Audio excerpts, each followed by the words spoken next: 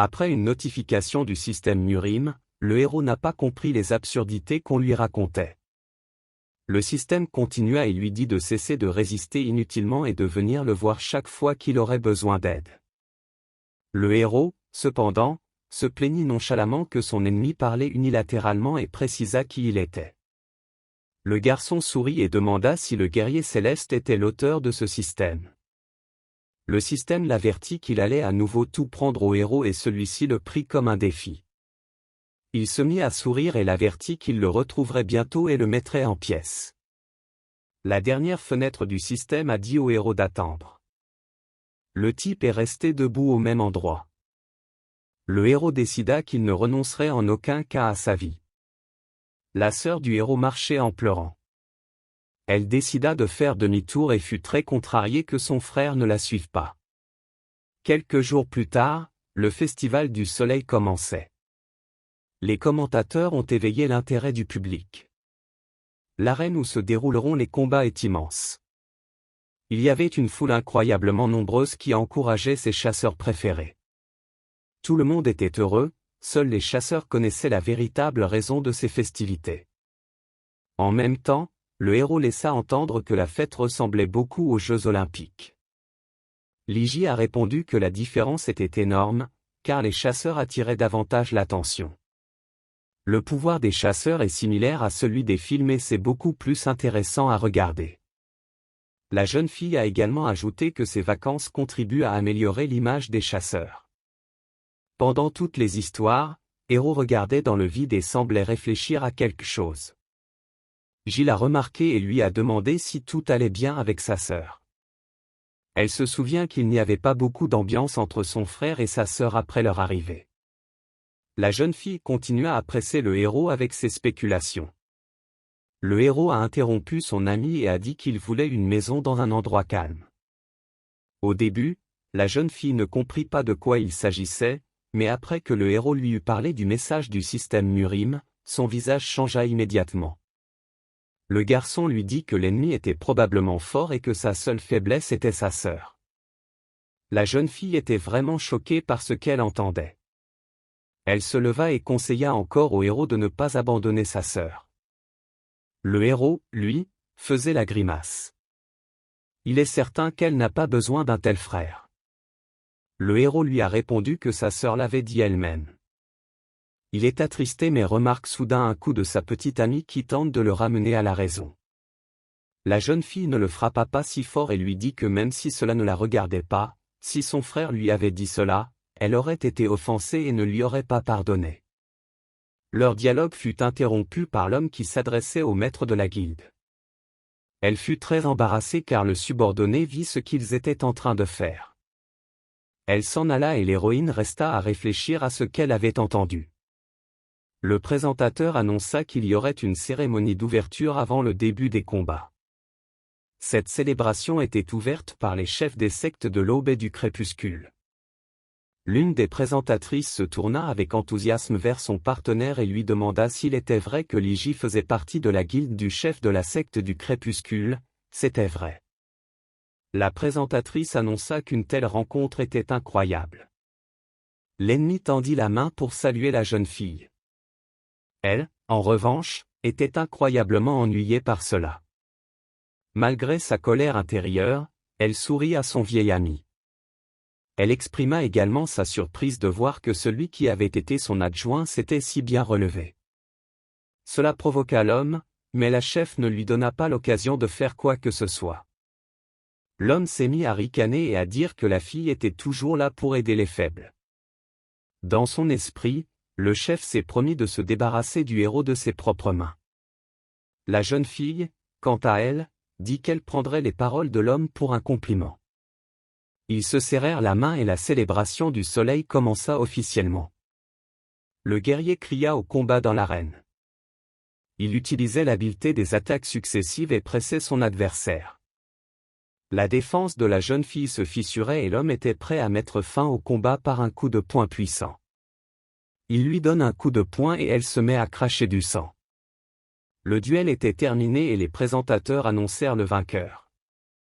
Le chef de la guilde du crépuscule se moqua de l'aube, car la fille qui avait perdu dans l'arène appartenait à cette guilde. Lygie ne se laissa pas prendre aux provocations de cet homme. Le chef décida de partir pour un moment. En partant, il exprima l'espoir que le combat l'amuserait. Lygie ne se laissa toujours pas prendre à la provocation. Le chef fut approché par son subordonné. Il lui demanda s'il pouvait tuer la fille. L'homme a répondu qu'il ne fallait pas se presser. Il a également dit que chaque chose avait son temps. Une nouvelle création commença, une bataille d'archers. L'annonceur lui-même était excité par la bataille à venir. Il a demandé à son partenaire pour qui il était le plus enthousiaste et ce dernier lui a répondu qu'il s'agissait de Chainsol. Un autre présentateur a rappelé un incident survenu à la sœur du héros. Les partenaires de la sœur du héros discutaient de sa participation, ils avaient peur qu'elle les ruine aussi dans ce combat. La fille, elle, a dit qu'il fallait parler de tout sans détour, ne pas chuchoter dans son dos. Les garçons décident de partir. La jeune fille était bouleversée. Elle se souvenait du moment où elle avait coupé ses cheveux avec son frère, et elle était triste qu'il n'ait pas parlé depuis. Elle s'est mise en colère et a exprimé son mécontentement à voix haute. Le monologue de la jeune fille a été interrompu et elle a été invitée à entrer dans la salle d'attente. Après avoir entendu cela, ses yeux se sont immédiatement remplis de vie, elle aurait aimé que ce soit son frère. En fait, il s'agissait de Lygie, ce qui contraria la jeune fille au plus haut point. Elle demande ce que l'administrateur général attend d'elle. Elle a répondu qu'elle était juste venue la soutenir. Lygie s'est inquiétée de la vue de son subordonné. Elle décida de conseiller à son frère et à sa sœur de parler pour que les choses se règlent rapidement. La jeune fille est un peu fâchée et se demande depuis quand l'administrateur général s'immisce dans la vie familiale. Elle répond qu'elle s'inquiète simplement pour eux. La sœur a dit qu'elle n'aimait pas Lygie parce qu'il influençait son frère. La jeune fille s'est rendue compte qu'après avoir parlé à l'adjoint, son frère voulait devenir chasseur et continuer à s'éloigner de la vie normale. La jeune fille était en colère, elle ne comprenait pas pourquoi le héros s'efforçait d'obtenir encore plus de pouvoir. Elle pleurait car son frère lui semblait étranger. On annonça que le combat des archers commençait et que les concurrents devaient se rendre dans l'arène. La sœur essuie ses larmes et décide de partir. Avant qu'elle ne le fasse, l'administrateur général lui dit que son frère n'avait pas changé de son plein gré, mais qu'il avait été changé par l'horreur qu'il avait endurée. La vie dans l'autre monde était un enfer, où il fallait se battre à chaque seconde pour survivre. Sa sœur était bouleversée, il lui semblait que son frère ne la considérait pas comme fiable. La jeune fille s'éloigna. Lygie regarda en direction du héros qui avait écouté leur conversation pendant tout ce temps. Elle commença à parler au héros. Il a dit qu'il ne faisait que passer. La fille s'est approchée du type. Elle l'a pris par la peau du cou et lui a dit d'être sincère avec sa sœur. Elle lui a également dit d'être franc avec sa sœur parce qu'il lui faisait du mal. La fille appela le héros derrière elle pour qu'il montre une facette de sa sœur qu'il ne connaissait pas. La bataille commença. Les archers se mirent immédiatement à courir. Le chef qui observait le duel préparait un plan pour blesser la sœur du héros. La jeune fille restait en contact grâce à des écouteurs. Elle avait été informée de l'existence de l'ennemi.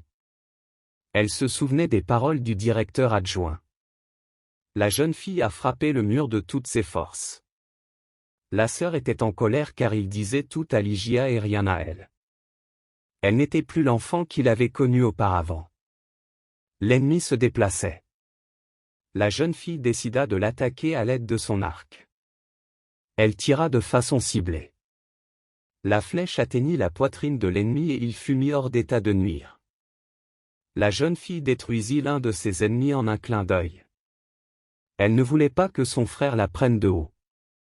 Dans le passé, la jeune fille avait fini dans un orphelinat. Elle était incroyablement bouleversée. Mais elle croyait encore que son frère n'était pas mort, mais bien vivant, et qu'il reviendrait bientôt auprès d'elle. La jeune fille au regard éteint porte son attention sur la télévision par laquelle la déesse aimait. Elle dit que l'humanité doit évoluer pour vaincre la catastrophe. Les adultes ont immédiatement pensé que le téléviseur était cassé. La jeune fille continue de croire au retour de son frère et prend bientôt des cours de tir à l'arc. Elle est allée dans une école de chasseurs où elle a été malmenée. Ses camarades de classe ont renversé du lait sur la pauvre fille. La raison de ces brimades était que la jeune fille étudiait gratuitement alors que d'autres payaient pour cela. Sa sœur ne l'a pas supporté et a jeté une pleine bouchée à son agresseur. Elle a dit que s'ils étaient si jaloux, qu'ils s'en aillent et deviennent orphelins eux aussi.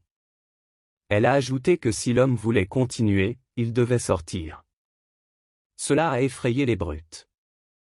Après avoir obtenu son diplôme à l'académie, elle devint l'une des meilleures étudiantes et fut engagée par la grande guilde de l'Aube. Le loup a attaqué l'archer. Elle attrapa un fragment de flèche. Elle tua le monstre, sa soif de force et de vie lui permettant de devenir plus forte à chaque combat. Le sous-chef est venu sur les lieux pour aider la jeune fille, mais il s'est avéré que ce n'était plus nécessaire. C'est alors qu'il a pris le nom de la sœur du héros.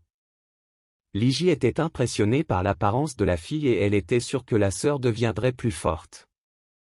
La jeune fille continua à se renforcer. Elle était déterminée à tenir jusqu'au retour de son frère. Elle regarda la photo de sa famille. La jeune fille était jalouse de son frère pour Ligia. Elle a recommencé à crier parce que son frère l'a traitée comme une enfant. La jeune fille a remarqué que le silence s'était installé. Elle a essayé de contacter le groupe, mais elle a reçu plusieurs flèches au lieu d'une réponse. Elle a commencé à battre en retraite, mais l'une des flèches l'a touchée au bras. C'était un groupe spécial qui visait la jeune fille. La blessure n'était pas grave, pas de dommages musculaires, juste une petite perforation dans la peau. La seule chose qui déconcertait la jeune fille était que les flèches de compétition avaient une pointe émoussée, et ce n'était certainement pas ça.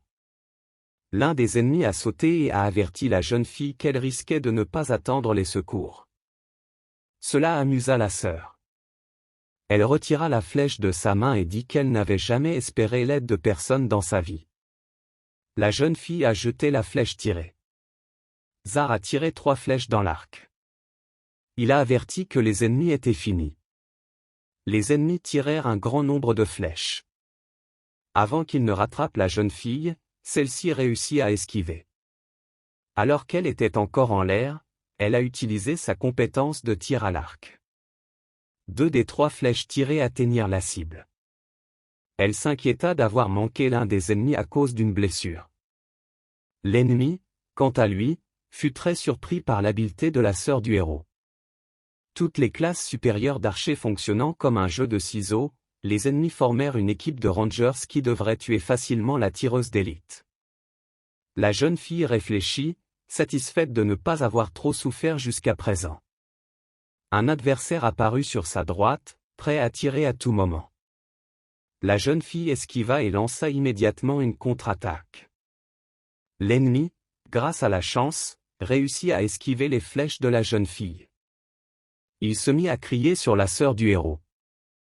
Une des flèches tirées par la jeune fille revint et toucha le gars dans le dos. La fille se retrouva seule avec l'ennemi. Ils pointèrent leurs arcs l'un vers l'autre. Leurs regards se sont croisés. Mais la jeune fille ne tenait pas compte du fait qu'elle n'avait pas de flèche de combat. L'un des adversaires reprit ses esprits et lui tira sur le côté. Elle savait qu'elle ne pourrait pas esquiver cette flèche. Soudain, la voix de son frère apparut dans sa tête et lui conseilla d'utiliser ses arts martiaux. Sa sœur combattit la flèche à main nue. L'ennemi fut choqué et la jeune fille s'approcha de lui et lui donna un coup de poing dans la mâchoire. Elle rappela au dernier ennemi qu'ils étaient laissés seuls. Furieux, l'homme décida de se rendre. Alors que l'ennemi s'avouait vaincu, une flèche se planta dans l'arrière de sa tête, le rendant inconscient. Ce sont les hommes qui, avec la fille, représentent l'Aube. La victoire de l'équipe de l'Aube est annoncée. Les gens qui adoraient la sœur du héros, derrière, admiraient sa force. La jeune fille voulait se débrouiller seule, mais elle regardait quand même son frère et le remerciait de lui avoir sauvé la vie. Le héros, quant à lui, était satisfait du travail de sa sœur. Liji demanda au héros s'il avait vu ce qu'elle voulait lui montrer. Le garçon dut admettre ce qu'il avait vu. Le héros avoua qu'il ne savait pas grand-chose sur sa sœur, il était surpris que cette petite sœur cadette soit si forte maintenant. Soudain, le garçon était fier, car il fallait s'y attendre, après tout, c'était sa sœur. Elle était heureuse que la bataille ne soit pas diffusée parce que sa sœur utilisait les arts martiaux. En même temps, la tête pouvait voir les arts martiaux. Un peu plus tard, la jeune fille se vanta de sa force auprès de son frère. Le héros ne voulait pas l'admettre et garda le silence. Voyant la tête de son frère, la jeune fille commence à dire que pour le grand de ce monde, ce pouvoir n'est rien. Le héros interrompt sa sœur et lui dit qu'elle est forte. Il s'est également excusé de lui avoir caché beaucoup de choses. Il s'est également excusé de l'avoir prise pour une petite fille comme elle l'était dans le passé. La sœur dit qu'elle voulait trouver l'homme qui avait ruiné sa famille, et que c'était la raison pour laquelle elle était devenue chasseuse. La jeune fille pensait que lorsqu'elle atteindrait un niveau plus élevé, elle pourrait obtenir un indice. La sœur a finalement tendu la main au héros et lui a proposé d'oublier le passé, elle lui a également demandé de ne plus jamais la quitter. Le héros a répondu que c'était évident, mais la jeune fille a continué. La sœur lui demanda de ne plus jamais rien lui cacher. Cela plut au garçon et il promit de faire ce que sa sœur lui demandait. Le héros décida également de préciser que son surnom n'était pas « immortel », mais « dieu de l'épée immortelle ». La jeune fille fut d'abord gênée, puis elle le fut à son tour. On annonça qu'une grande bataille allait commencer dans 1 heure.